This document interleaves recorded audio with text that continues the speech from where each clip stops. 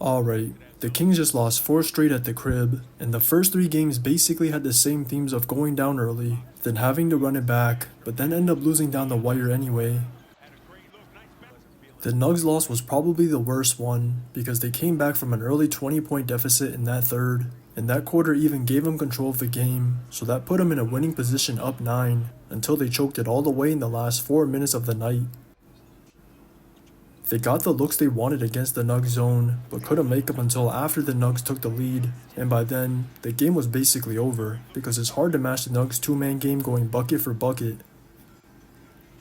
They converted on 9 straight possessions during that stretch, so any miss was gonna cost the Kings, and that final shot from Debo after he fumbled the rock basically encapsulated the type of stretch they had, because even that was a good look to call game.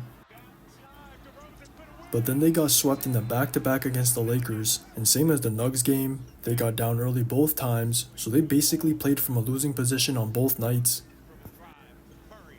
The first one was more similar to the Nugs loss, because they just couldn't get a stop in the last 5 minutes, so the makes or misses didn't matter as much. But the second one was worse, because they actually got stops, and it was another good chance for them to win. Even though they could have capitalized on more of their stops with the looks they got, at least they still managed to cut a 10-point deficit down to 2, and it really came down to a couple old boards from Rui that saved the Lakers' night. The first one led to a timely bucket for Braun, then the second one secured the win, because it bailed out Ant's severe case of the free throw plague, and it led to Austin icing the game at the line. But then to make matters worse, the Pacers came into Golden 1 to give them a golden ass whooping in the second half, and this loss showed how much of their struggles are stemming from their offense, because they couldn't even crack 100. I'm not expecting them to get stops, so I'm expecting them to make shots to compensate with the firepower they have, but that's just not happening, and a big part of that is coming from Debo not being able to find his rhythm.